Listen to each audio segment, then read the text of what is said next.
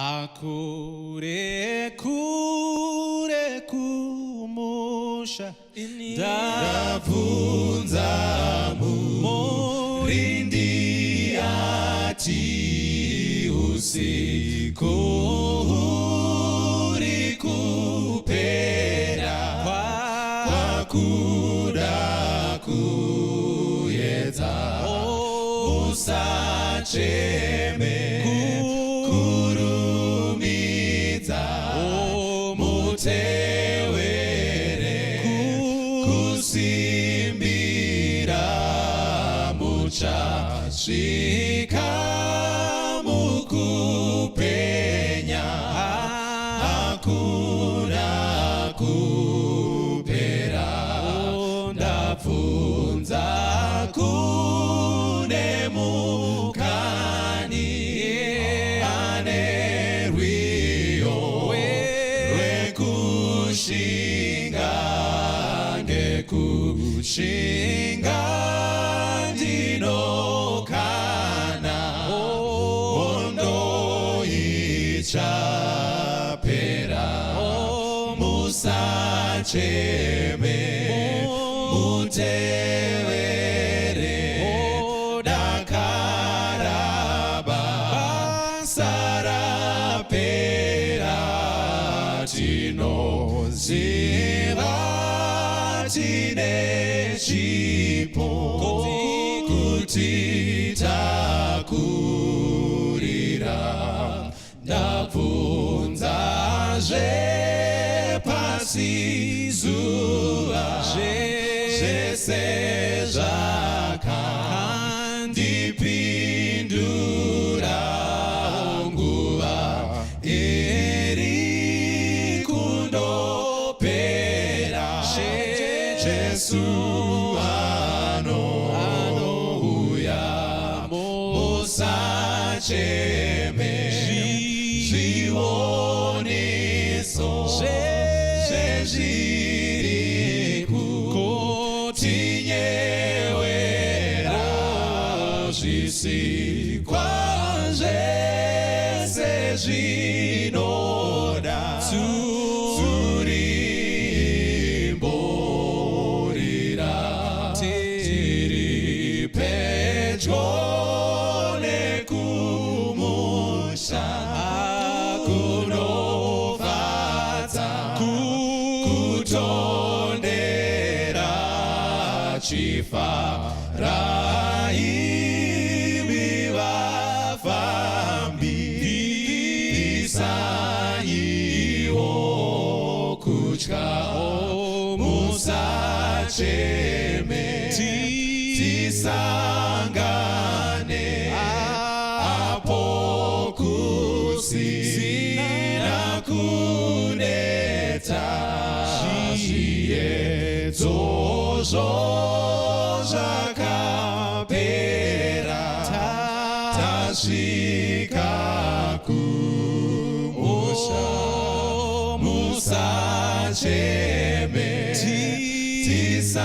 tisangane apo kusina kuneta zviedzozvo zvakapera tasvika kumusha zviedzozvo zvakapera tasvika kumusha. Kwazivai vadiwa vateereri nevatariri vedu, tinoda kukuchingamidzai pachirongwa chedu Virtuous dare, chirongwa chatakaona kuti zvakakosha kuti patinenge tichikurukura nyaya dzimwe nemadzimai tiri tega, pane zvimwe zvinoda kuti tiuye pamwe chete nana baba toedza kuzeya nyaya dzacho, toburitsa conclusion inenge iri nani, iri representative of mativi ese. Tinoda kutenda nefeedback dzenyu dzamunotipa. Usakanganwe kuita like and to share our Facebook page or YouTube page zedu dzeMandara. Unenge watoita urupande rwako, iwe haugoni zvako kuparidza, pamwe haugoni hako kuimba, asi pauchasharewo page inoyi, pauchaisawo link pastatus, zvichatobatsira kuti shoko raMwari rienderere mberi. Pavhiki rakapera takambokwazisa Rebheka watakati uyu haatotauri Shona, haatauri chirungu, but ane shamwari yake ive kubasa mai Chigariro vanobatsira kutranslata maprogramu ese atinoita panapa paMandara. Ndosaka zvakare tatodzoka neZambia redu iri nekutaridza kufara kwatiri kuita kuti zvirongwa izvi zvitori neimpact kune vamwe vanhu vasingatonzwe Shona. Zvine impact. Saka iwewe basa rako ndiri kuita like and share, kuisa pastatus pako, flyer kana paFacebook pako, zvinobatsira kuti shoko riende mberi. Mukati mezuva ranhasi tine vadare vedu vatinavo kuti tikurukure nyaya yekuti akandinyepera tisati taroorana. Ndinodaira kuti mazuva akapera, I think a few months back, padare vakaita program yekuti rume risinganyepe harirori. Saka nhasi tatirege timbokurukura nyaya iyi tione kuti izvi zvinhu izvi zvine impact yakaita sei mukati memarriage dzedu tiri pamwe chete sana mai nana baba. Ini ndinonzi Dr. Laisa Mbiriri, ndiri mai mufundisi. Ndinotofarira nyaya idzodzi dzana mai nana baba dzemhuri. Regai tichingamidze vadare vedu vatitaurire mazita avo. Makadini wadiwa wateereri nevatariri. Musaro wangu kusangana nemi paVirtuous dare. Zita rangu ndinonzi Elder Nyamazana, a trained sociologist. Ndazvakare ndiri director weorganization Fathers Against Abuse, matinoshanda nevarume kubatsirana kugadzirisa nhau dzemhirizhonga nekubatsirana kugara zvakanaka mukati memanharaunda edu. Ndinofarira zvakare kuti mafamilies athrive. Ndine bhuku rangu randakanyora, a small book on marriage, rakanzi A Decade of Love, Practical Marriage Lessons. Rinongotaura maexperiences edu nezvatakadzidzwa mukati mewanano. In short, ndingangoti that's all about me. May God bless you. Tinoda kuti naye Elder Nyamazana vasati vamuwana bhuku iri vabatei Elder Nyamazana pamasocial media handles avo, munokwanisa kuvawana muwane bhuku iri rezvidzidzo zvavakawanawo pa10 years dzavagara muwanano. Ukazwai vateereri, ini ndinonzi Gogo Chapotera. Tinobata tiri kumadzimai, kufarira kushanda nevasikana vechidiki vana mai Dr. Mbiririwa mukati memacounseling session, batsira kuona kuti mhuri dzevanhu dzakagara zvakanaka pasina zvinetso. Tinoda kukutendai Gogo. Munoziva mufaro wedu kuti tive nemi ana mai vedu pakati pedu. Takakura tichikuone kuchiparidza tiri vadiki, taitova inspired kuti ini tinoda kuzomira ndichiparidza. Kana pane mukadzi munoziva kuchechi kuya kudana unyani kuya vakadzi vaisaparidza, asi paiparidza. Taiparidza zvishwa, taitenderera. Maitenderera uchitoona kuti district redu isu rainetsa kuti vakadzi vaparidze. Asi uchitoona kuti nana mai ava vari kuparidza. Zvakatoti inspire. Saka tinotokwanisawo kumira tichitoita sei nai tichiparidza. Aiwa, Mwari varambe vachikukomborerai mama. Kwazwai vatariri. My name is Nicholas Manyuka. I'm an elder in the Seventh-day Adventist Church. I'm very passionate about seeing thriving families mukati me brokenness yatinayo mukati me society. And in the context of the discussion that we are having, I like working with young people. They also keep me young.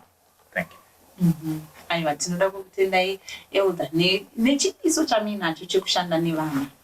Vana ava vari kungorarama kuine maforces akavatenderedza zvekuti vakashaya gwara vanorasika. Zvakakosha kuti tive nevanhu vari dedicated to help our young people, because hanzi the devil is there to still kill and destroy. Vana vedu vechidiki vari kudestroyiwa newakaipa. Izvi tinofanira kuti titomira sevakuru pakati pavo tichivapa gwara. Thank you so much, Dr. Mbiriri. Standoitwa neTsairi Sinamodzi, Executive Director for Connect, the Zimbabwe Institute of Systemic Therapy organization, offer family counseling services, family therapy services, organization, offer zvakare zvinenge premarital counseling. By profession, I'm a family therapist and I'm also a clinical social worker. So nyaya dzatinotaura nezvadzo pano dzine chekuita nema-relationships, dzine chekuita nema-marriages, ndo nyaya dzatinoshanda nadzo. Thank you so much for having me. Tinoda kutenda ndabata kuti kuconnect munoita premarital counseling. Yeah, we do premarital counseling. Mungave a couple iri mu relationship, even musati makuda kuroorana, tino offer that couples counseling. Kana makuda kuroorana, that premarital counseling tino offer. Kana kune maroorana zvakare, marriage counseling tino offer. And kune vaya vanoda kuitawo ma-professional or ma-trained family counselors or family therapists tino trainer zvakare. All right, that's very good. Vana vechidiki torai mukana wekuenda kumacounseling. Munoziva kuti tinopinda mucounseling session nevana vane 1 month to their wedding. Havachateereri. Vakutoti December, so ndikuda kutaura newedding. Imuda kuedza kutaura zvebiriti ari kufunga chicken yepamuchato zvekuti zvamuri kumutaurira panguva iyoyo hazvisi kutombomeka sense zvekuti people vanozotanga kutsvaga premarital counseling yato late and they don't even prioritize that because munotitawirirana session yakati kuti no inonzi MC angati tizoita meeting naye vari kuda kuita kumeeting naMC asi kuti tiite meeting yekudzidzisana kuti imba inomiswa sei vane vasiri kuwana mukana zvinenge zvakungoitwa ize ritual yekuti yanzi requirement yekuti tichate but zvisiri zvinhu zvichiri kubatsira so ngati zviitei pachine nguva vanhu munogona kutaita 1 year yese muchienda premarital counseling chisiri chinhu chekungomhanyisana izvozvo. Anyway, ngatiende panyaya yedu yatiri kukurukura mukati mezuva ranhasi yekuti akandinyebera tisati taroorana. Iyi nyaya iyi inyaya ine kakurwadza, inorwadza infact, inotosuvisa ende pamwe pacho inokwanisa kusvidza vanhu kumakuva chaiko yekuti vanhu vakanyeberana vasati varoorana. Tibatsirei Elder Nyamazana kuti zvii zvinobvaita kuti vanhu vanyepe. Zviri kweri izvozvo zvekuti munhu anotopinda pamarriage oti ndaisazviziva kana kuti akapinda achinyebera umwe wake. Maita basa doko. Nyaya idzi dzinotoriko zvekutoti I think tisati tava pamwepo panapa takachitotaura dzimwe dzakatomboita zvatasangana nadzo. Saka dzinoraramika mukati meupenyu. Uchati kune mamwe marriages anotoparara because of that. Actually kunotori netsumo inoti rume risinganyepi harirori. Zvakatonормalizwa nesociety. Because zvinhu zvinotodi zvinotoraramika. Saka pane mareasons akawanda. Saka one yacho itori yandabva iri cultural. Yekutoti in our culture, especially for men, vanototendera kuti shamwari ukasambonyepa-nyepawo unogona kutambura kuti urore. And manje challenge inozoitika ndekuti havazozive malimits nemaboundaries. Kuti okay, kana ndiri kunyepa ndonyepa kusvika papi, wozotosvika pakunonyepa pazvinhu zvinotore ma-impact ari serious anoaffecta emotionally munhu zvokuti kana achitopinda marriage anorama nebitterness neresentment. Saka iyo iri cultural. Then pane issue yepressure chaicho yekutoti in our society munhu akasvika pacertain age anotarisirwa kuti adi arore. Saka pakadaro pacho munhu anozozama kunyepa-nyepa zvinobata both varume nemadzimai. For example, in our culture zvinonetsa futi kuaccepta kuti mukomana kana kuti arore musikana asina ane mwana wake.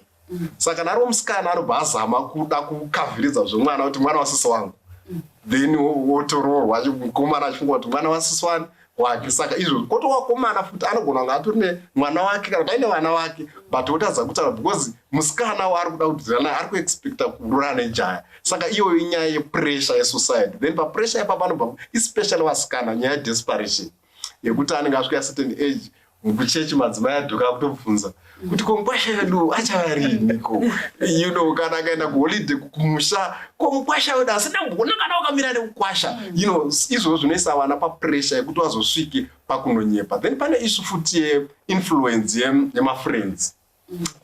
Unenge uri kuuse it handiti ende shamwari dzako dziri mune imwe class ende wasikana warodana wafuti ndewechiko chimwe imwe class. Because kana mukusangana kuuse it mukusangana wabva kuMandara, wabva kuHighlands newabva kwedu kuJecha. Saka ndo dzinogona kusvika shamwari dzako idzodzo ende wari kuafuta kudanana nevanhu veclass. Saka iwo zvauchaita uchanosangana nemwe musikana ari kubva futi nezvekusaitikwo, so you end up wakunyepa haina handigari kuGlenville, handigari kuMufakos kana wetevha kuJecha, woti ndinogara kuHighlands. Wotodevisa maplans ekuti zvitobude sekuti ndokwaunogara. Then munhu wototi ndaona munhu wangu ane tuntu wake hati muri kuona zvokuti kana dziri hembo nekwechikwereta inhau yepeer pressure yemafriends. Saka kuti seissue yepeer pressure inopinda zvakare. Okay, saka matiburitsira zvinhu zvekuti pane cultural issues dzinoita kuti munhu ave anonyeba and then trying to fit in. Izvo zvokuti uda kuti ufite in wobva wapinda mukuwana peer pressure, desperation. Then pane maybe the other one, insecurity chacha. Yekuti munhu anenge hatorina confidence about zvaari. Hapana akambokuudza kuti wakanaka muupenyu, hapana akambokuudza kuti uri intelligent, for example. Saka iye anenge achingozvitarisira pasi kuti nezvandiri izvi ndingawane musikana inini ndingawane mukomana. So kuti awane that acceptance from a girl, for example, mukomana anofanira kuti atonyepi, because anenge achifunga kuti maybe ndikapotera picture yemunhu ane mari yakawandisa, ndikapotera I know of a guy akatomboba mota, handiti kuba mota isitombo yake zvozvo kuti vanhu vatori pachechi kwati ndikumburawo maki emota, munhu wamwari ndoda kungodaidai watotora mota uyu kumusikana, because akaona klasi yemusikana akati ndikasvika ndine tsoka apa ndikamuchirika. Saka atori neinsecurity yake because of economic background yake. Saka anenge ada kuti kuprova point to the other person. Alright. Yes, saka izvi zvinhu zvinogona kuti vanhu vapinde pakunyepa. Yes, mama. Hello. Kunyepa uku kunokwanisa kuuya nei? Kunyepa. Ini ndinoona kuti ndingangoti vanhu vakawandisa vacho vakapinda nemanyepo mumarriage. Fanira mazera edu isusu vazhinji vacho vakatonyepirwa. Zvinhu zvakatobvira kare izvi. Vanhu vakatonyeperwa nekuti sezvokutaurwa naElders kuti umwe munhu anenge achikwanisa kuona kuti apa handikwanise kunge ndichisvika, saka anotsvaga nzira dzekuti akwanise kuwana munhu waari kuda, ari munhu weklasi waari kutaura. Kana mwana wabusinessman zvakatoitika isusu kumhuri kwedu, kune mwana wahama yedu akatonotora mwana wabusinessman uku, iye aigara kune imwe nzvimbo, akaenda akanonyepera kwekugara kusvika atotora musikana akatozotorwa nevabereki vake, vaona kuti panapa pana chiri kufamba. Saka nyaya dzemanyepo hadzina kutanga nhasi, inyaya dzakatowanda, asi kungoti ndofunga manyepo acho ari mumalevels. Kune kumwe kunyepa kwekuti like kunyepa kwekuti munhu anenge aine kana kuti aine vana kana kuti akamboita imwe marriage, izvo zvinenge zvapamusoro. But kana zvizvi kunyepa kuti munhu anogona kutaura kuti ndiri doctor, munhu anogona kutaura kuti ndiri teacher, izvo zvakatobvira zvikare zvichitongoitika vanhu vachitonyeperwa. Vazhinji vakatonyeperwa. Isusu pataitombotaura tiri kunyanuka, unotoona kuti vazhinji vakadzi vazhinji tichitaura tiri palanchi vaitoona kuti vazhinji vakadzi vacho vakatopinda vachinyeperwa. Kozi munhu akakunyepera akakupa impression isiri. But wozoona hako wamo, but kana zvazvinhu zvihombe zvekuti munhu anenge achinyepa kuti haana vana, wozoona kuti pane vana wamo, akutoona kuti patone dambudziko, patone life problem. Hamuchakwanisa manje kuti muzvihendle pachimiro chamunenge muri, zvinenge zvakurema. Saka izvo ndo zvinozopa maproblems ekuti vanhu vanenge vakuda kufunga kuti kana kudivorce kana kudi. But kana zvizoende pamaproblems acho pamberi. Ndoda kuti nditi Elder, imi mandi muri tu maburitsa kuti kunyepa kune tumakategori. Pane kuri acceptable here. Kana kunyepa, kozi mama vaita kunge moti kunyepa kwevana hakuri major. But panewo kwekuti ukanyepawo kuti uri teacher uri security, hatisi kuti kune mabasa anoshoreka ese ari right mabasa. Wewe une mota imwe munhu. Ukauya nemota, ukataura nebasa risiri rako, ukauya nemota isiri yenyu, manotora uyu akatora motikari yaElder pachechi akanoona musikana. Pane kunyepa kuri okay, matingati kuri okay. Nyangokazi zvidiscover kuti motikari yenge isiri yake. Ndoda kudzokera mukati mebhuku remurayiro waMwari bhaibheri richitaura rinoti usareva nhema. Harina kuspecifya the magnitude yenhema, rangoti usareva nhema, kureva kuti nhema dzakashata. Right. So ndakuda kuenda nawo kunoadresa ndichidzoka kupoint yataurwa namama. Saka pamuri kutoti nhema dzakashata, tuchibata kuculture yedu inototi rume risinganyepariri, tichibata toona kuti tine cultural element yakatoshata iri kuita kuti vanhu vasindi mari mukunyeba, nekuti vari kuti tine culture yedu, it's cultural kuti ndinofanira kutombonyebawo something. Saka tiri kutoona kuti hazvisi zvese zvinhu zviri muculture zviri correct. So ndandichida kuti now nhema dzine malevel. Kune vanhu vanonyepa around things that are fundamental, which when we then look kuti pacovenant yamakaita yemarriage, tinotoona kuti probably maifanira kunge musina kumboipinda, because it's a marriage yakanoumbwa iri pafoundation dzemalies. Munhu akataura kuti ndiri mandara but haasi mandara. Munhu akataura kuti HIV wise I'm negative, iye ari positive. Munhu akataura kuti ndiri mujaya, iye atori nevana, atori neimwe mhuri. Right. Munhu akabuditsa aspect yekuti ndine mari, nokuti vamwe vanhu vanotora vanobva kumabackground akasiyana, vari kubva kumhuri dzavo dzine zvinhu zvakarongeka. Saka vari kuaccepta because vanhu vanova vari unequal yoking on spiritual grounds. But unequal yoking is broad. It encompasses even your economic status. Correct. It encompasses even your level of education. It encompasses even your social class. Saka vanhu vanononyepa social class, vanononyepa level rake rebasa, their profession.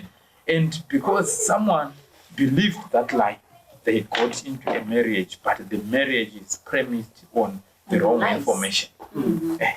Saka it then becomes a challenge. So did we even have a marriage? Because In the the marriage first was place. premised on lies. At the same time, tine shoko ramwari rinoti Jehovah anovenga kuramba.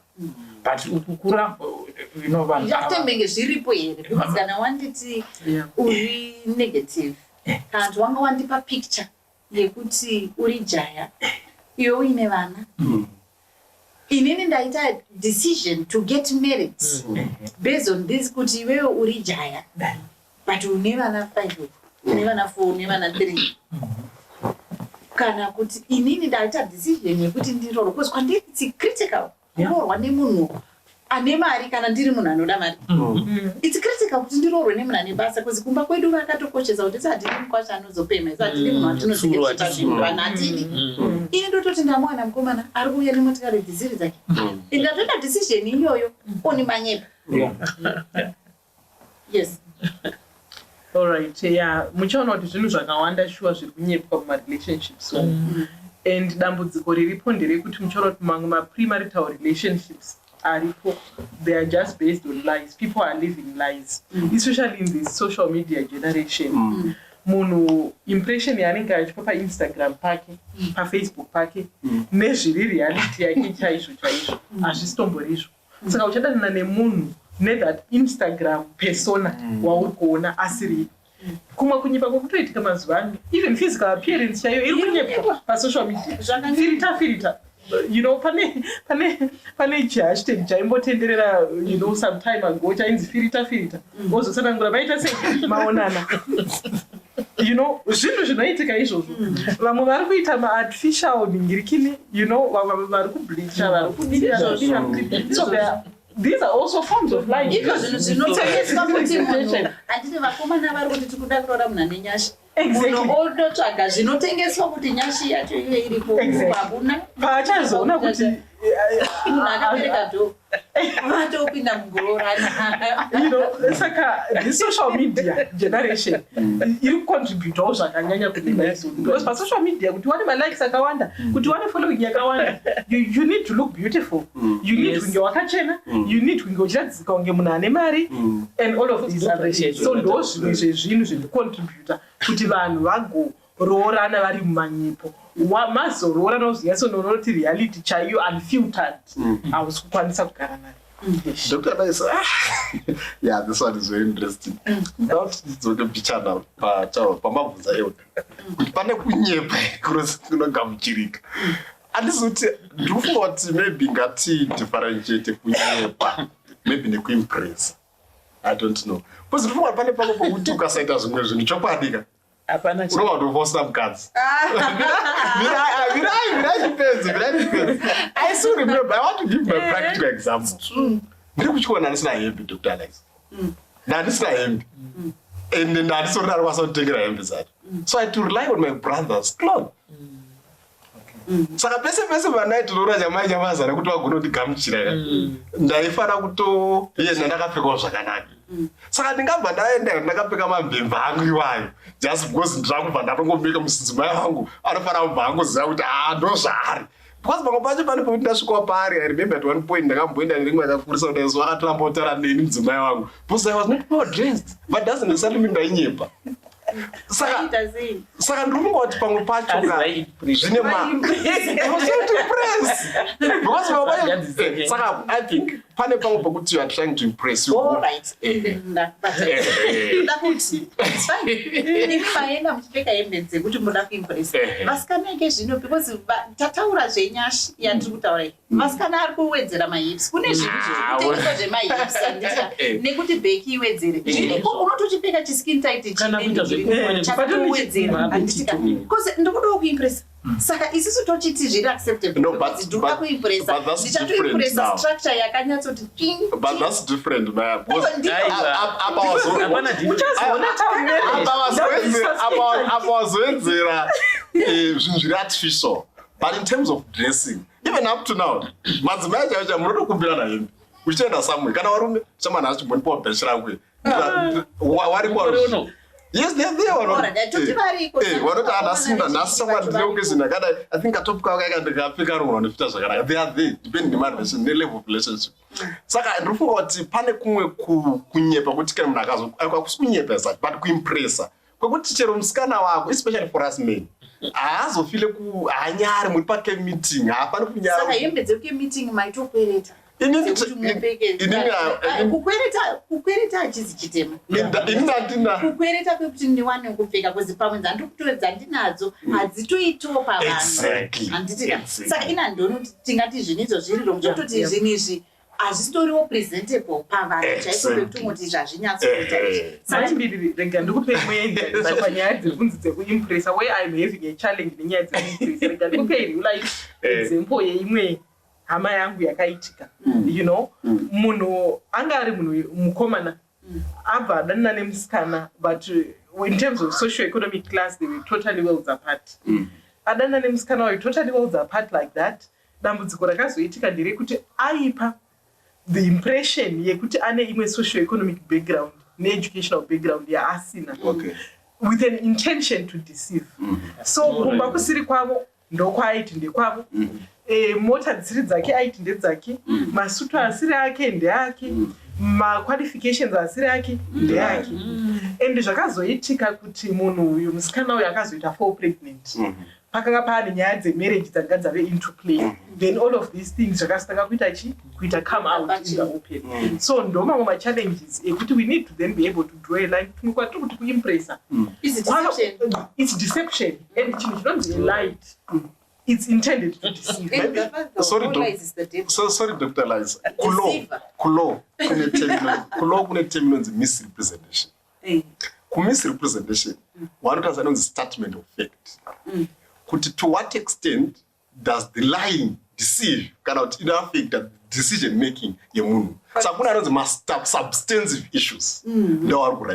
These are very substantive issues. That's misrepresentation. In what affect the decision making but for you just to do not presentable. So I think let's pamwe umunhu akakuona nembe yako yakabvaruka achangoziva kuti mukomana wangu akadai ndotoziva kuti tiri kutangira palepo iyi tichada kutibatsirana kutenga hembe. And I think it's also very critical to say in as much as zvinzi rume risinganyepe harirori, sometimes speaking from a woman's perspective, sometimes I would rather know the real unmasked you than to then get surprised when the mask comes off. I would rather, and I want men to also understand and appreciate that it is not every woman who is after things, who is after a certain, you know, but because they are just thinking every woman is after that. There are some women who can genuinely accept a man who are from a very low socio-economic background. I go accept a man who is not very educated. I go accept a man who maybe is inferior to her on many levels. But I go and such kind of love is genuine and is true. I can testify that it is there. And historical. Personal testimony.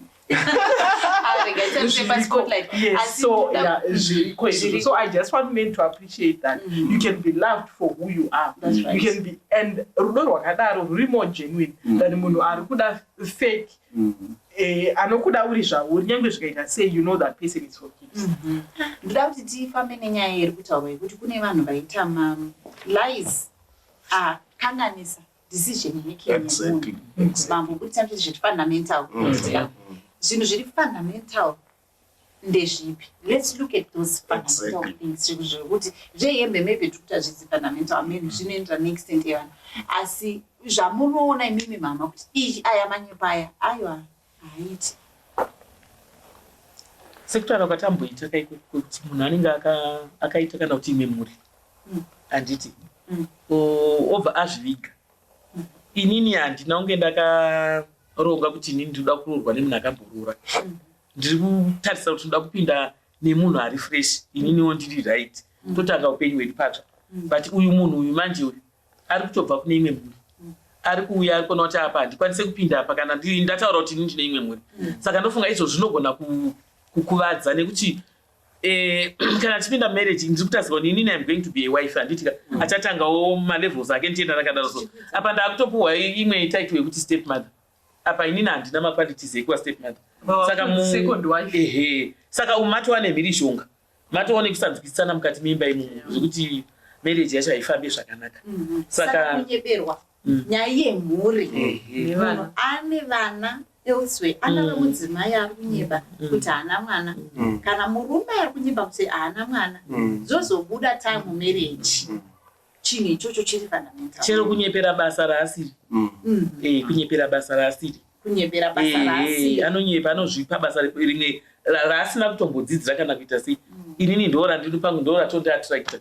Then ndozoona kuti munhu uyo is a nobody, hapana kwatiri kuenda. Saka ndinenge ndatomudambudziko. Because marongero ana akaita zvinhu zvangu nezvaanda kusangana nazvo zvese zvatovhiringika. Yeah, I think fundamental issues amwe amutoraisa ndeyekutoti kwekutogara chaiko. Kuti unogara kupi. Because mumwe munhu anofanira kuita decision, akatoita decision yekuti ndikandaroorwa ndodawo kugara maybe side iri kana kuti side iri. Saka iwe ukazonyepa manje kuti inini ndinogara maybe kuBorodeo, iwe chigara perhaps kuMbare or somewhere majecha. Iyo manje it is a fundamental life. So I would say kuti zvakashara zvazvo unogona kunyepa nyaya yehembe. But at least kana mumwe wife uri kunyepa kuti wakapfeka hembe dzemukoma wako, but achitoziva kuti no, munhu anogara kuGlenview and anogara mu1 room yaanotoziva something like that. So I think kwekunyepa kwekuzotaura kwekugara kuti ndogara kuBorodeo zvinoaffecta munhu because chinoinforma choice yekuti ndorohwa nani kana ndorohwa hani. Unofanira mafix ndoda kugara kupi because munhu anoplana life yake. Then wozoti musi wapedza kuchata kunokumbira wakunoperekwa wakusvika uri funga kuti mota ichadai so wona mota iri kunaka uko already munhu anototanga marriage ari kunegative. Saka zvinoaffecta marriage. Onda ndichida kuenda pane zvinhu zvandinofunga kuti kana ndakatarisa life yemunhu inoconstitutiwa nezvinhu izvozvo zviri 5 zvinoti izvo spiritual, social, economic, mental and physical. Saka kana munhu achinzi ari kunyepa zvinhu zviri fundamental, anenge achinyepa malives acho ari around these things. Paspiritual anenge achindipa a spiritual impression yekuti probably munhu anonamata. Because sesu isusu we are Seventh Day Adventists. And kana tichitaura nevana vedu vakomana nevasikana tinoti make sure you don't be unequally yoked. By this we mean enda unoroorana nemunhu ane kutenda kwakafanana nekwako. Saka munhu akauya achiita misrepresent their beliefs as if they are of the same faith iwewe yauri kutsvaga, again anenge akudeceive. Then ndoenda pamental ndiri kuti munhu waunogara naye waunozotaura naye uchiona kunze kushell ihardware. Kune software iri mukati inoinfluensa mafungiro ake nemaonero ake, inoinfluensa maideologies ake emulife. Saka sometimes akandipa impression yekuti akadzidza kusvika level iri, ndinogona kuita decision iri based neizvozvo ndichiti you know what, we are probably of the same strength in terms of our mental aptitude. Then ndoenda paphysical. Physical ndo yatiri kuona. But mazuva ano vanhu vanogona kunyepera complexion chaiyo. Complexion yake yakazvarwa nayo necomplexion yaanayo nhasi zvasiyana. Structure yake yaakazvarwa nayo nestructure yandiri kuona zvaita sei zvasiyana. Again panenge pane problem. Then pasocial munhu anogona kunofeka social class. Ondiburitsira imwe class anenge achitaura zvehorse riding, anenge achitaura zveholiday dzasina kuenda. Anenge achitaura kuti patakaenda kuKariba takazoona zvakadai. Anenge achingoti akasanganawo nevanhu vehigh level anotora mapictures so that they give you an impression yekuti you know what, he's a high level someone.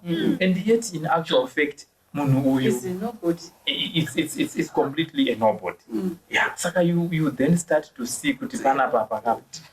Then it also notaura of course around the things around people's historical background chaiyo yokuti akapfuura nekupi.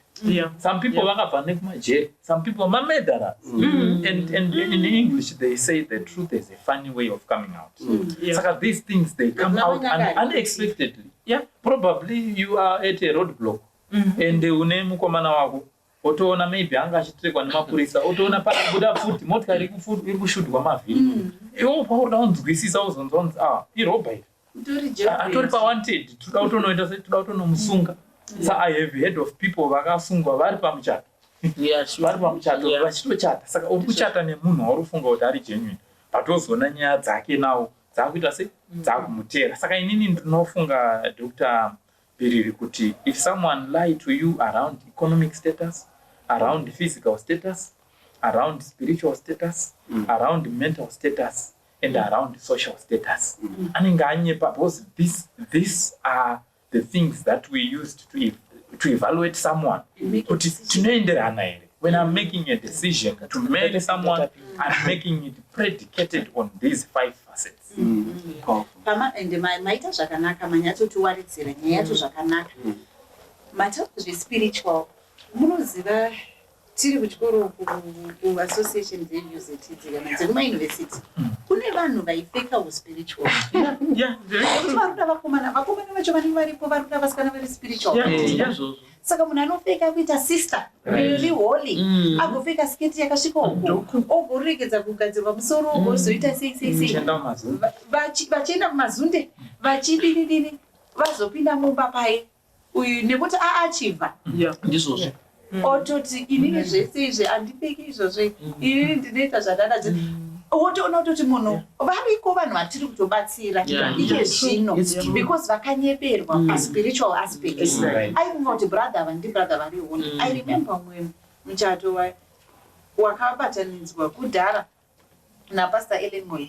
Munhu uyu ainyepa kuuya kuchechi mukomana ainyepa kuuya kuchechi for 2 years achiuya achida musikana musabata akabva vachata musi wemuchato vapedza kuchata nditi ceremony kureception akabvaudza musikana wake kuti vanhu vako vekuchechi ana maidhoka vanga vachimba ndokekupedzisira kako kuvaona pano ina handizivi kuchechi kwenu apa kwakutotanga masongs edhindindi kwakutoburitswa doro kwakutotanga kunwa doro vanhu ndobva vafonera pasta kuti pasta vauye pasta vakadzoka pasta vanga marriage certificate vanga vavapa pasta vakabvarura marriage certificate vakati hapana muchato kuzi uyu akazviburitsira mudhiri muchato akati vana maidhoka vauri kunapa ndogume vari kuimba pamuchato pano hautapindi ina haisi chechi yangu ndipindi chechi yenyu.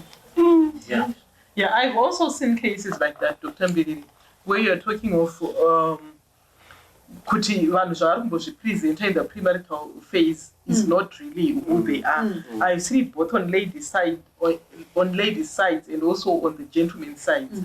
Yekuti kana vari within a certain community or group per se, there are certain group norms and expectations. Isu hatidyi nyama, isu hatiri kuimusoro, isu hatidai, isu tinodai. So someone, because they want to conform to the group culture and fit, they end up doing that. Or because they want to attract someone and need those certain core beliefs, they then end up presenting that facade so that awane muneye. But I've seen many of those marriages when they are now in marriages, most of them, it's now years later, 5-10 years later, by marriage, kwakuzonoti munhu uyu azvisiri zvo zvachina izvo zvaatori umwe akutozoona akutanga kudya nyama yayo kuti wani tiri mavegetarian iwe zvatochinja iwe wakada uvegetarian uyauya pada wakanga wakada kuti anosunga madhuku ari kumusoro anopfeka zvakareba zvatochinja. And now you are questioning where these things are coming from. But zviri kubva pakuti munhu anga achinyepa and they were not getting a true representation of who they really are. So zvinoitika izvozvo on so many levels besides even just the spiritual, zvinotoenda even to ideological issues. Uchiona kuti kuna vamwe vanhu vane ka serious one upenyu hwavo zvekuti when they are looking for someone to marry, they want to also see kuti do we believe in the same things? My ideologies edu, our world view, our perceptions of issues and things like that zviri compatible here, zvinofambirana here, because they are also concerned about things at those levels. So someone can even present zvinhu zvisitori izvo. Dr. Mbiriri, I've sat down with people in marriage vakatengeserwa mavision asiko vision yenhema chaiyo munhu akati akaratidzwa vision yekuti akayatsoti yeah, this is what I'm looking for. You know, ndo zvandiri kutsvaka chaizvo chaizvo. Yet this person knew kuti deliberately this is not who they are and this is not what they want with life. Vazova mulife muya zviyezve zvakuda kuti zvichiraramika zvichizadzikisika hakuna. And at the end of the day munhu anga achingodeceiva. So these things are really saka ndezvipi macomplications anoitika nekunyeberwa. Wanyeberwa ma-aspects ese iwawa.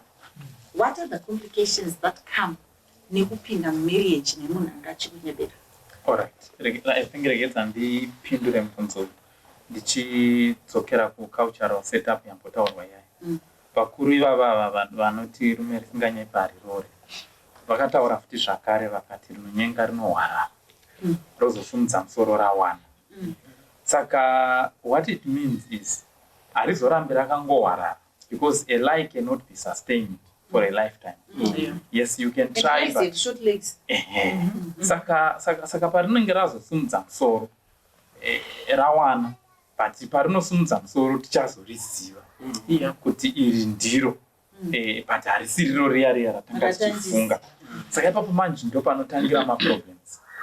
Munhu anga achifungidzira kuti akaroora munhu mutsvuku akutoona kuti ayo ndakaroora hangu musikana wangu mutema chaiye paakazvarwa kwasabhuku ndakanovabvunza vanototaura kuti uyu munhu yaanga ari mushi anga ari mutema.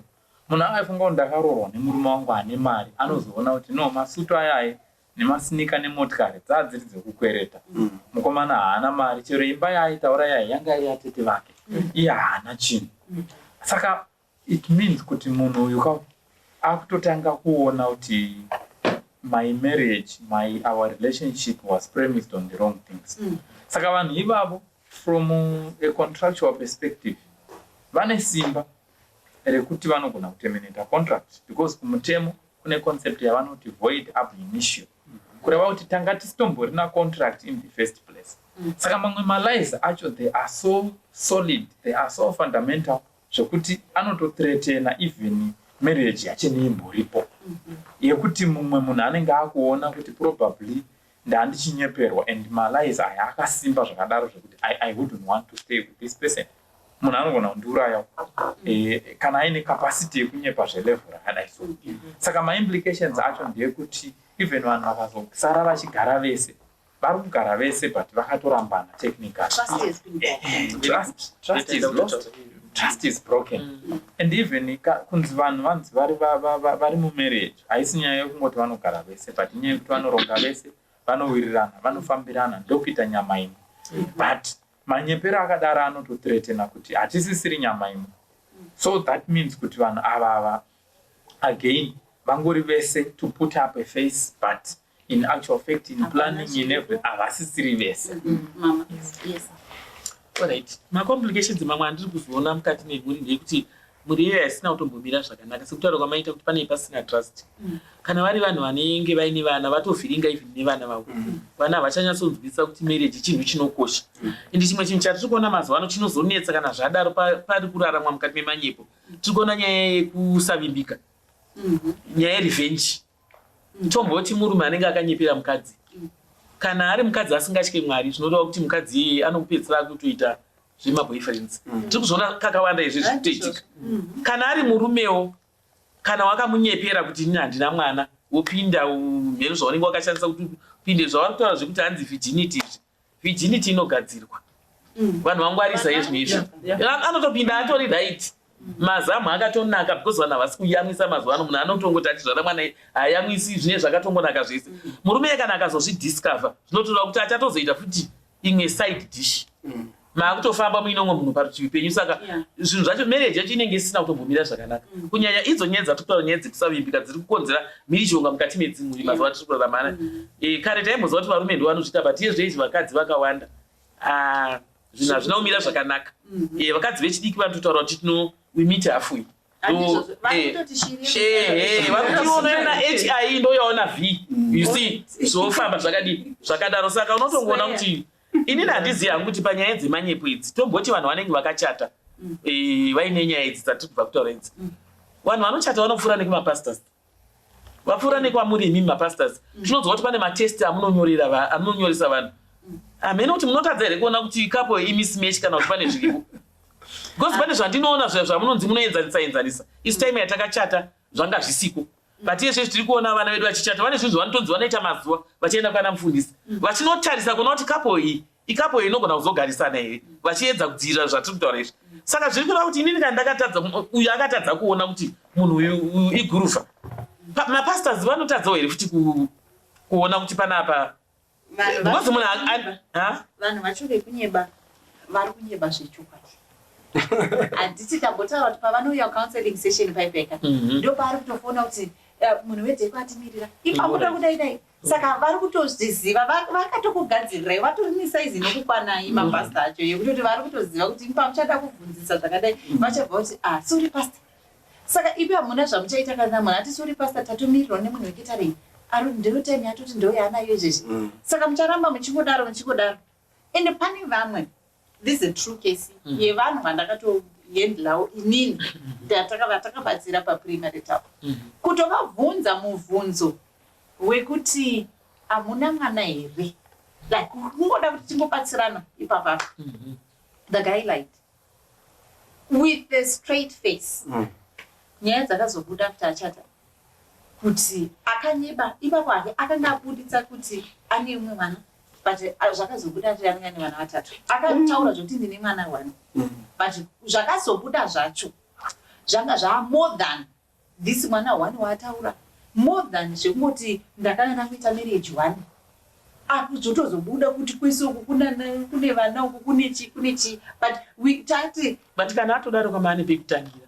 Kana atodaro kuti ndine mwana. Uyu nyaya yemwana 1 akanga aitaura nditika. But kana kuti tingoti isaka inga ichokwadi here kuti mwana uyu ndiye here umwe chete wawinaye. Ina imba one who asked that question. Kuti mwana ndiye umwe chete here wawinaye. Kubva pakazoti marriage yenyu izva yakazodai kubva pesa apa hakuna chimwe chakazoitika here. Akati hakuna. Tanga titori naye akatoti hakuna.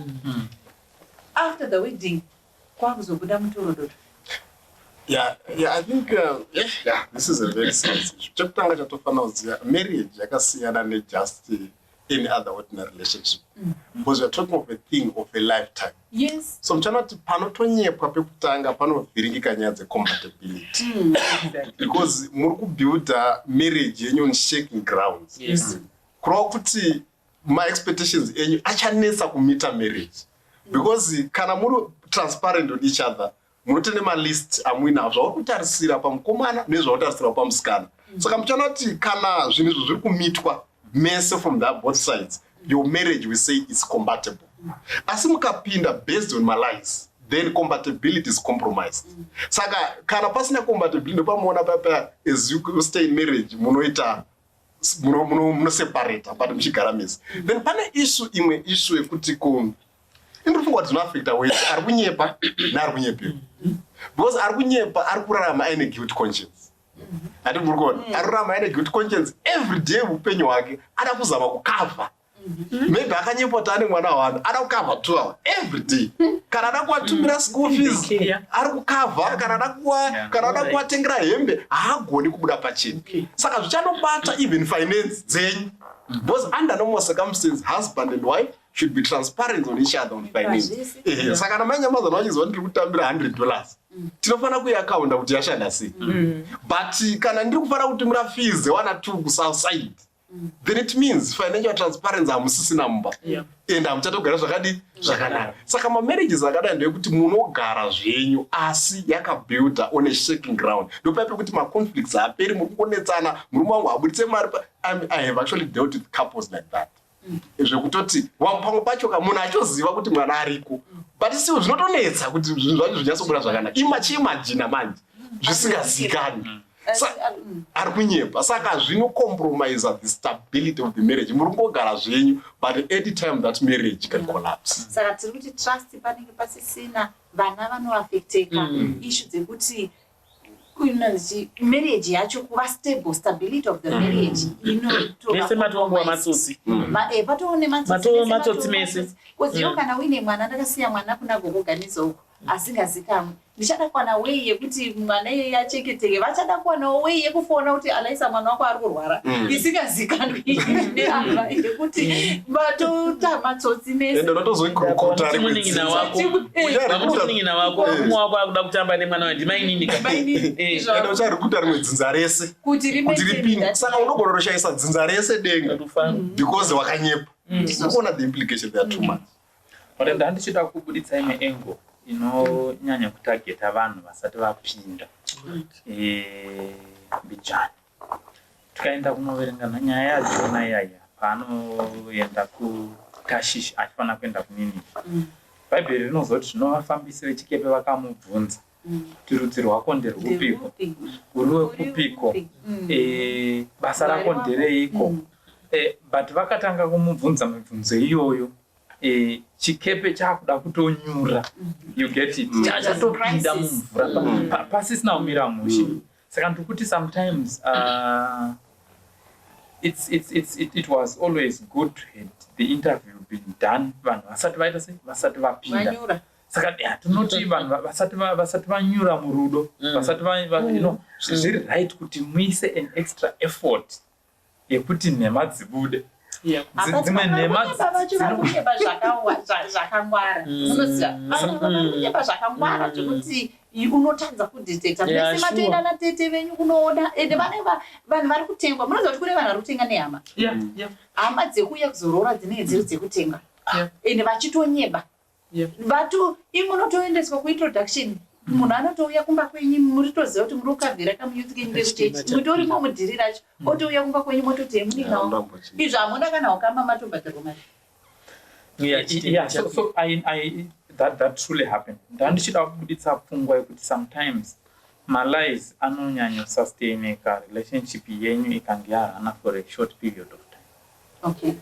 Saka mayouth ma-relationship makamaita over a reasonable period of time, it gives you time yekuti zvimwe zvinhu zvimature, because nhema dzine tsika yekumature. Kana munhu achinge ataura kuti ane mari, tinofanira kuzoramba tichiona mari zautsi acho life yake. Saka mukaita relationship inoenda, especially mamarriage anopindwa nevanhu pane marriage card patable, ari dangerous, because pfungwa dzinenge dzablinkered on getting the object, which is marriage.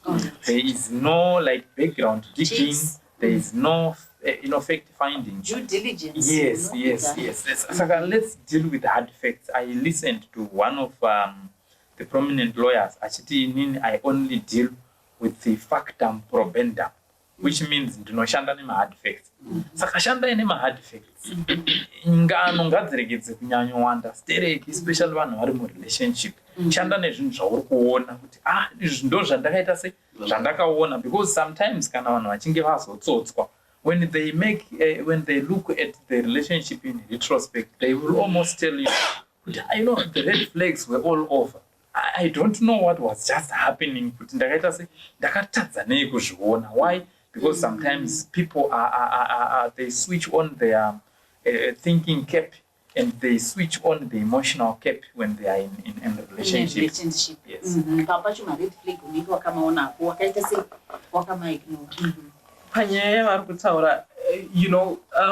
my practice as a family therapist and mental health practitioner, if there is one area that I'm more passionate about, it's premarital work. I love working with people who have not yet gotten into marriage more than those who have gotten into marriage. Because when I'm sitting with young people in session, I know that I am working towards preventing a dysfunctional marriage from happening. Yes. When I'm sitting with a couple that is married, I'm trying to save a dysfunctional marriage. Dysfunctional. So for me, a preventive stance is actually more better. It's actually better than kuzotry to. So speaking of panga pachitaurwa na elder regarding sapajambi to young people, why am I talking about young people? Because ndo vasati vapinda, vasati vanyeperwa. So zvitori nani tivabatsire kuti vasanyeperwe pane kuti tozoti zvinhu zvavakanyeperwa toita sei. So I would want to say to young people, one person once said, red flags be looking pinkish when you're in love. So if we don't really look at things objectively and rationally, we are ending up taakupinda mune nhema dzataifanirwa kuona totadza kudziona because of my biases. Then I also want us to understand that from a psychological perspective, we have what we call emotional reasoning and logical reasoning. So kazhinji vanhu pavari marelationship, especially in the premarital phase, vakawanda vari kuoperate at the emotional reasoning level. So at the end of the day, vanhu havasi kutarisa zvinhu for what they are. So at the end of the day, mamwe lies are kungoitwa get away with because people are not looking at things rationally. So my advice to young people to avoid these implications is let's learn to use logical reasoning. There are so many young people, I'm paraphrasing, who show a lot of intelligence in life, in education, in all of these things. But when it comes to the choice of a marriage partner, they show the least intelligence thing. So, I've seen people with PhDs, with master's degrees, with first-class degrees. They struggle. But when it comes to the marital choice, it's a disaster. So, Naita Isa, all the intelligence, all the due diligence, and everything, all of our powers in choosing the right marriage partner. Young people, these points are important. As if there are people right now who are in this state. And it's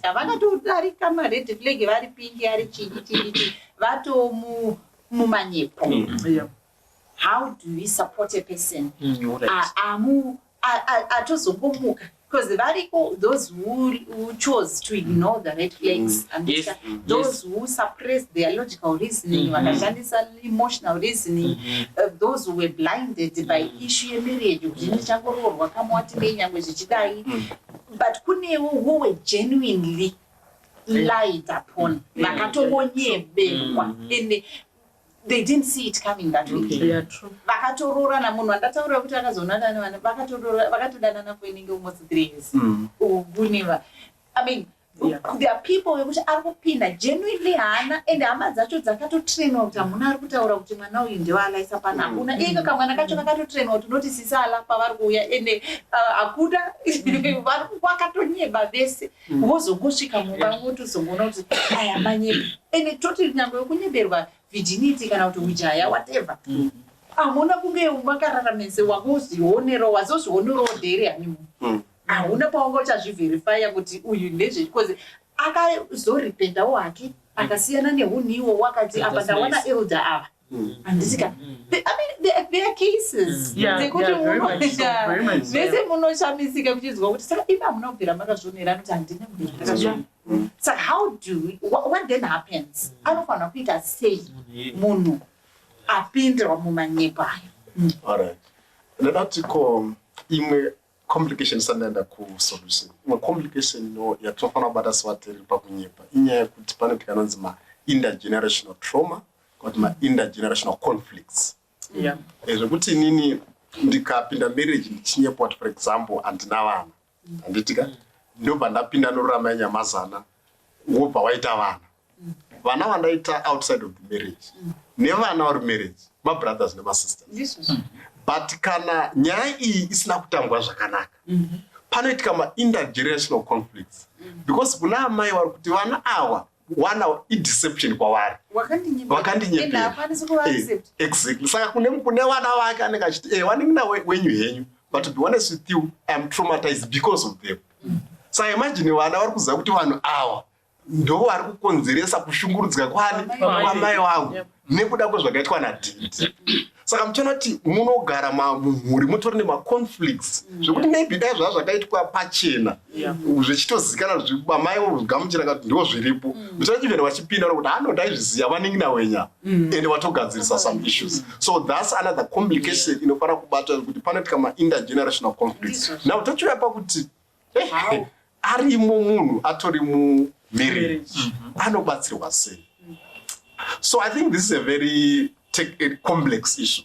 But what I would want to also encourage people, kana watopinda musituation yakadaro hazvidi kushandisa my emotions to make a decision. You need to sit down, wotsvaka counseling, for example. Tine matherapists vanokubatsira kuti how do you deal with the situation. But even before you go to a therapist, pamwe pacho panoda kundogara pasi wonyasa kuita assessment yekuti okay, ndikaramba munhu uyu what are the pros and cons? Ndikaramba ndiri marriage, what are the pros and cons? Ndikarivenja, what are the pros and cons? If I don't, saka it's about making informed decisions. Because so many times, but later on,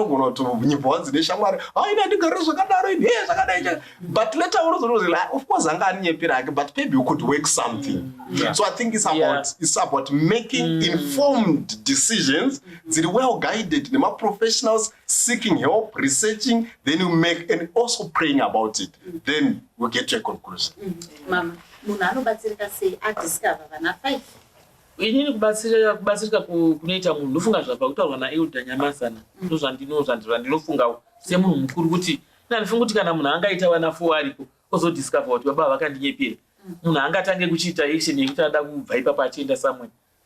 Of course toziva zvedu kuti mazuva ano zvimwe zvacho hazvisi kushanda, vanhu vanenge vachichi abuse chichi, but ngatitarisei sekutaura kwaita, ngatitarisei zvinhu zvakatenderedza munhu uyu kuti pane mhuri, pane upenyu huripo, arege kuva selfish kuti inini zvandiri ndakanyeperwa. Wakanyeperwa kuka, but achiri kunyepa here munhu, hanti wakanyeperwa kumashure zviri kurwadza, but nyaya achiri kunyepa because kana akanyepa kuti ane vana 5 achiri kutonyepa because every day paari kutumira vana vake ivava mari achiri kutondinyepera pandiri kutogara naye izvezvi mumba munomu tichiri kutorarama nema nekuti vana 5 ava handivazive. Ari kunyepa kuti mwana wangu wandinaye munomu ndo firstborn yake, iye achiziva kuti kune umwe firstborn uko, ari kutondinyepera ende ari kutumira mari yeschool fees iyoyo newesere. And this is a lie yekuti icharamba iripo yekuti pane imwe lie hayo, maybe I'm getting your point yekuti akanyeba akakuwana but upenyu hwenhema hauna kuzoraramira.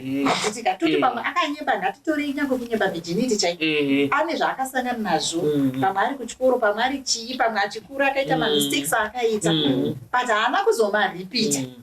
Akabva atendeuka zvemadziro kwazvo, haana chimwe chikomba chaazoita, haana chii, pamasangana ipapo pafirst night ipapo wazoona kuti haazi Mandara, but kwese uku pamakaita 3 years relationship yenyu akanga muri munhu ari right, ari straight, haana zvimwe zvinhu zvaita. Saka tinokwanisa kuti maybe ipapo tinomuevaluata based on kuti manyepa yazokontinya here, asi kunive kuti anobva ati sange vari varume vanobva atoti enini akabetray netrust pekuti atondinyeberera kuti Mandara isaka ndichadi.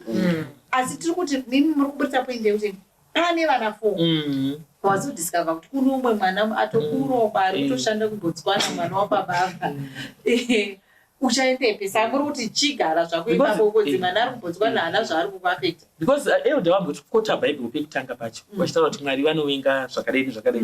Musame Bible imomo ndio munotaurwa nenyaya yeforgiveness. Tinavo varume vakanga vakafanana naDavid, munovaziva zviito zvavo.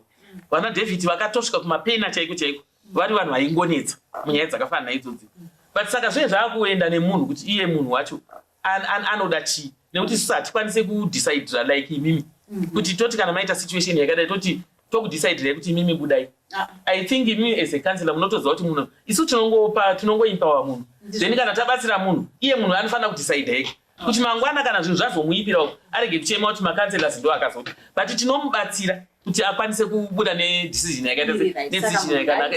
Manyepo aripo sekutaura kwataira kuti ane malevels awo, even isusu takadai so tiri vatadzi. Saka ndofunga bona kuregerera, I think nyaya yekuti bona kuregerera waassessa situation yako kuti yakamira sei, ndizvo zvamuruda kuita. Ndizvo zvatoda kuedza kutsanangura. Hatisi kupromota vanhu vanoita zvakaipa kuti ngavaramba vachiita zvakaipa, but toda kuedza kuvakurudza zviripo, nekuti kana vana havazosiyiwa handiti radambudziko resangano, radambudziko resociety, radambudziko remunhu wese. Apa tiri kungoona chete kuti munhu ngaabude uyu asiye munhu uyu, but tiri kutarisa here kuti mangwana tozosara takaita sei, vana vari kusara vakaita sei. Kune mhuri dzakatokura dzakawanda dzakakura dziri masituation dzakadai, zvimwe hazvitaurwi zvimwe zvinotaurwa, asi ngatitarisei kuti ramangwana racho revanhu avo rinenge rakamira sei patinenge tiri pamazano ipapo. Saka nyaya haisisiri yenyu muri 2 mapinda mumarriage wakanyeperwa, but matone vana vari in the mix. Let's also consider kuti vana zvichaita sei. Yes, Elder. Alright, ndandichida kutaura inenge ine about 4 stages. it borrows a lot from Taroorana mama Taroorana yoda nyamasa. So my first one would be to say go for counseling. Because normally when a significant change happens in your life, there is an imbalance in terms of my hormones. Saka unenge wakufunga zviri a bit unbalanced. Saka you need counseling. In fact, I normally say you need counseling for every significant stage happen in your life, either good or bad. Wanga umbori nemari hausisina go for counseling. Wanga usina mari waanayo go for counseling. Wanga umbori nemudzimai hausisina go for counseling. Wanga uri single warora go for counseling. Saka tukuti the first is go for counseling. Professional counseling or pastors. Right. Then after the counseling, make an assessment of the situation. Make an assessment which some affects aripo, the information yawawana for counseling. Then the third one is to accept zvakaitika. Both doshiri. Kana akaita vana kunze ndo vatopo. Kana akakuchita ndo zvakaita se ndo zvakatoitika. Wakanyepera. That's a fact. Because sometimes people they try to fight reality. But you know, ukatsinzina maziso iwe ufunga kuti table yaipo. Paunovhura maziso unongoiona iripo because it's a fact. Then the last one, forgive. Yeah. Because marriage, kana wazodecide kuti ndakugara nemunhu akandiitira zvinhu zvandisingadi. The only way that you can subsist with that person muchigarisana day by day. Sometimes munhu anogona kumuka pakati peusiku munhu akamukanganisira akarara. Paunozonzwanzi munhu akatora banga akacheka munhu because akatarisa papa vachitoridza ngonona akati uyu I think handingamboitwe zvaakandiita. Ubva aenda unoboilisa mvura, ubva aenda unoita zvipi nezvipi. Why? Because haana kuregerera. Saka kana waita zvese izvozvo, forgive that person.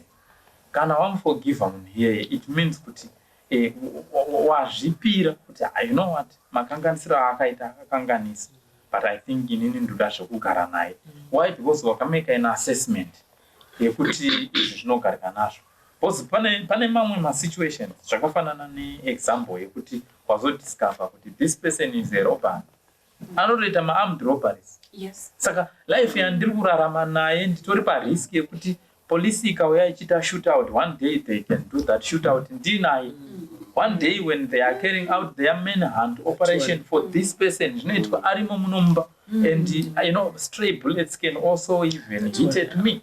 Saka it means life yandiri kurarama nemunhu akandinyepera achindudza zvasiri, it's also putting me in danger. Saka it means when you are now making the decision to accept, you have unofana kugamuchira zvinogamuchirika. Mwari chaiva vanoregerera, but unonzwa pamwe pachinzi enda unotaura vanhu ava kuti kuipa kwavo kwakwira kwandiri. Kureva kuti Mwari vakutaura kuti neumwari hwangu I cannot bear it anymore. I now need to act. Saka it means also even as human beings, kana tichiregerera, kana tichiaccepta, tofana kuaccepta zvinhu intelligently, tichinzwisisa kuti zvandiri kuaccepta izvi ndizvo.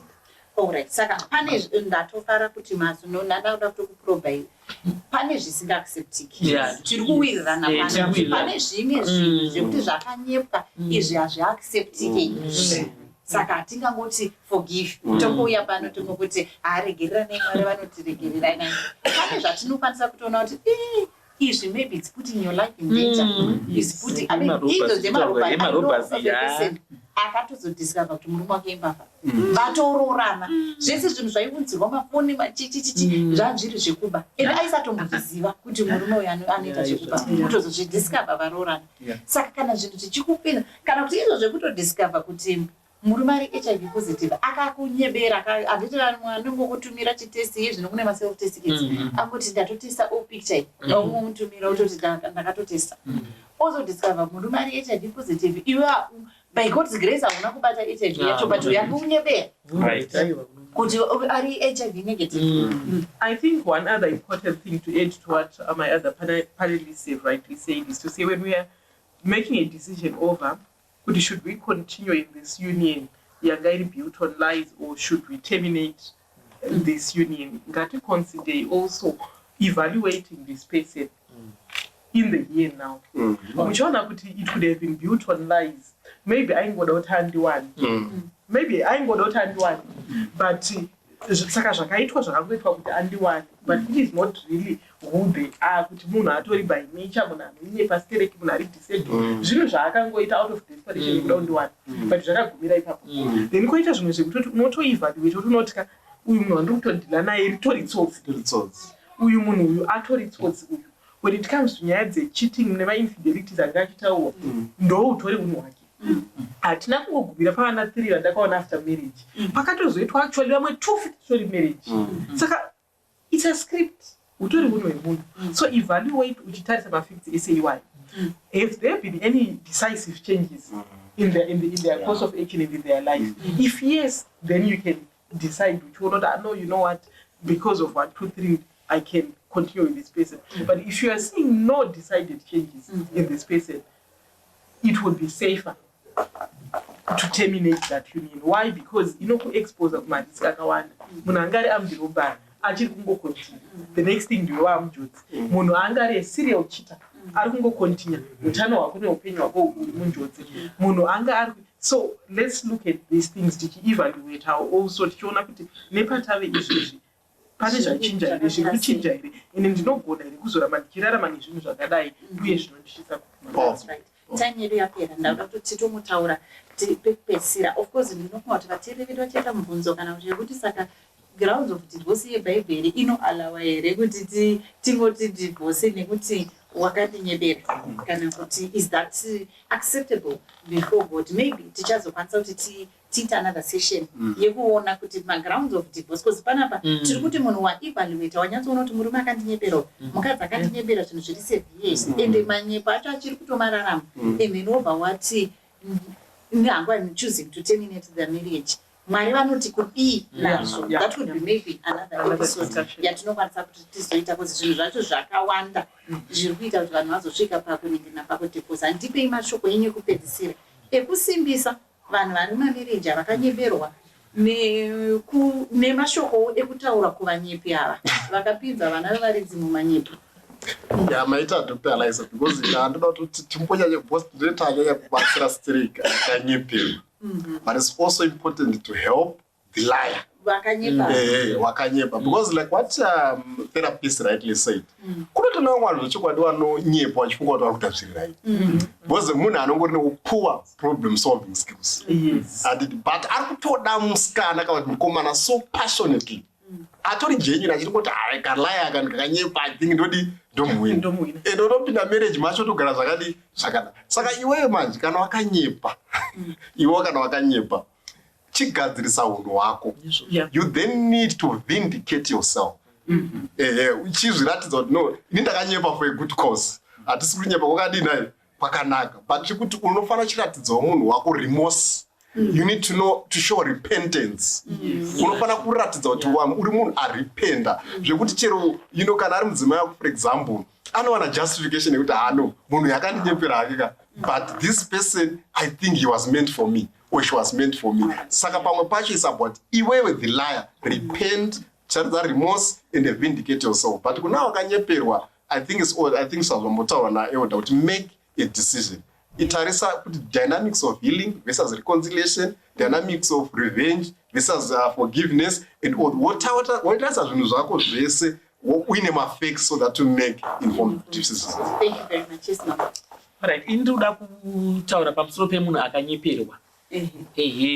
Kuti tati kutaura panapa nenyaya yekuti kana uri musituation yakadaro, you need counseling. Ndinoona sekuti akanyeperwa uyu ndiye ari kuda kunyanya kubatsirwa zvakanyanya. Zvakafanana nekuti tikaenda muchipatara zvezve munhu anoenda kutraining ndinesa asi uyu ari pamubhedha ari kurwara. Saka uyu ari kugara nemunhu akadai so ndofunga ndiye anoda kubatsirwa. Kana ari anenge azokwanisa kuita decision yekuti ada kubuda, fine, anenge aita proper decision. But for now kana achirimo mukati mumwe, I think ndiye anoda kubatsirwa kwakanyanya nekuti ndiye ari kutarisana nedambudziko irori rekuti akanyeperwa, ndiye ari kunyanya kurwadziwa. Saka ndiye ari kunoita counseling yakanyanya. Saka muri kuti kune munhu ari kuenda nesituation ye look for help. Tsvaga therapy, tsvaga counseling, kuti ndiwe uri kurwadziwa. Ndiwe uri kurwadziwa. Kuti ungagare sei nemunhu akadai. Tomboti uri kuwadecida kuti uchirimo hausati wabuda. Saka kuti ugare nemunhu akadai so I think utsvaga rubatsiro kuti unogara sei nemunhu akadai. Alright, ndandichida kutaura ndakanangana nemunhu akanyepa munhu akanyeperwa ndabve ndataura. Acts chapter 17 verse 30. Not at the times of this ignorance God winked at, but now commandeth all men everywhere to repent. Rechishona rinoti Mwari akaregerera hake nemazuva ekusaziva, asi iko zvino anorayira vanhu vese kwese kwese kuti vatendeuke. Saka kune vanhu izvozvizvi vane vana vamusango, kune vanhu izvozvizvi vane imwe dark past isingazikanwe nemaspouses avo. Kuchirungu vanoti the truth is a funny way of coming out. But let's be deliberate. Let's go and sit down nemaspouses edu. Tsanangura zvinhu zvese zviri fundamental zvakaitika, anokuregerera because wabuda wega pachena. When they find out on their own, it means they will also assume pane zvakawanda zvandisina kuudzwa. Saka spare them that burden. Enda unotaura wega and oreurirawo pamberi paMwari, Mwari vanotiregerera. Thank you very much. Vanyepi tendeukai. Okay, my last words kune vari kunyepa vacho kana kuti vakanyepa. I want you to know that no mask can be worn forever. I've seen that there are people who are in that habit because they think they'll always get away with that. But no mask can be worn forever. The real you, and I love the book of Daniel. It says, God is a God who reveals all secrets. So one way or the other, God has amazing ways of revealing secrets. So before your mask falls off unexpectedly, before God reveals your secrets, confess your sins first to God, and also confess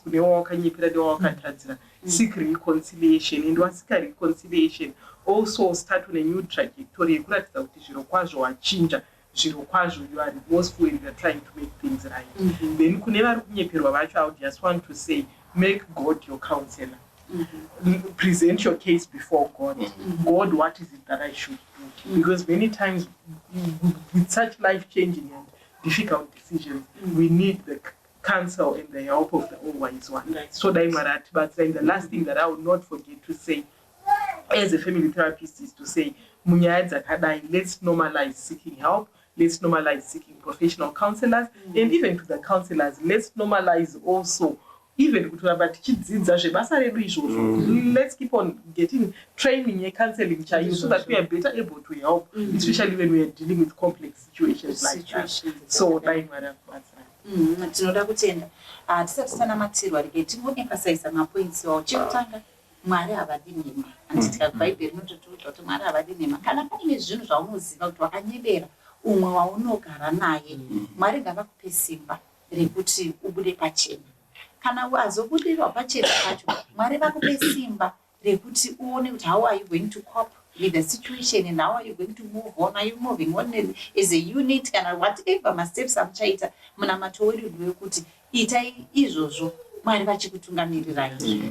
Zvakangonaka tingogara tese tiri chokwadi, tiine chokwadi pane kugara takawandisa zvimwe zvinhu, because zvinhu zvichazongoita sei zvichazongobuda. Ende shoko raMwari rinotaura zvakare kuti Satani ndiye mureri wenhema. Iwe usarikurutwe naSatani kuti ugare uri kurutivi rwake, nekuti une nhema dzauri kuita, uri kudhisiva umwe mwana wevaridzi. Ike zvino mato 20 years in marriage, but marriage iri padeception. Mwari havazvipani izvozvo. Mwari vatibatsire. Elder Nyamazana, tina matiriro. Ngatina matiriro. Baba vedu vari kudenga, Mambo Jesu nemweya mutsvene, tinoda kutendai nehurukuro ingeri pakati pedu. Inyaya inobata mhuri dzakawanda. Kunotori nevamwe vari masituations atati taura nezvavo, vamwe vakanyeperwa, vamwe vakanyepa, vari kushaya kuti vodhila sei nemasituations iwayo. Ndichikumbirisawo Mwari kuti kune uyo akanyeperwa, rapai mwoyo wavo, vabatsire Jesu kuti they make decision kuti vodhila sei nenyaya iyi. Imi Jesu ivai mutungamiriri. Musatendere kuti waite zvinhu zvinovatungamirira muchivi kana kuita zvinhu zvinovarasisa kuti vashaya salvation. Vabatsire Mwari vagone kuitawo madecisions ari guided nemi. Even vanogona nguva ine bitterness, vamwe vanogona nguva ine trauma. Vabatsire to heal from all those mental challenges. Nevanyepi Mwari, vabatsire kuti wasike relationship yakanaka nemi, wasike zvakare relationship newe wakanyepera, wagone kuwana ukama hwakanaka nevanhu, waone ukama hwakanaka nemi. Ndichikumbirisawo Jesu kuti kana paine marriages are affected, may provide them with wisdom, wagone kuti overcome nyaya idzi imi muri mutungamiri. Maita Ishe nemhaka yekuti matinzwa kana paine patataurwa nemanyawi semapanelist, tanga achikumbira kuti mutiregererewo. Namambo Jesu tanamata. Amen.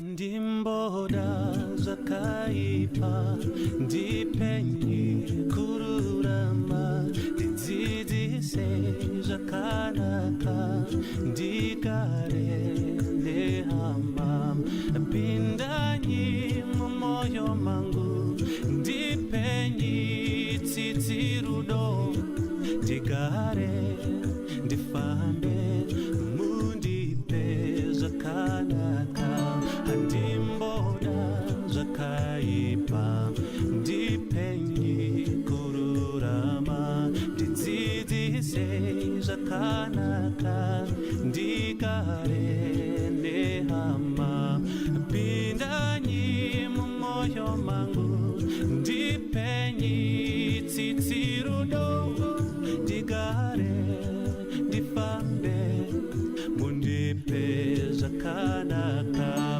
Baba mundipe moyo wakanaka ndigare nehama zvakanaka paurombo neupfumi wandinawo paurombo Baba neupfumi wandinawo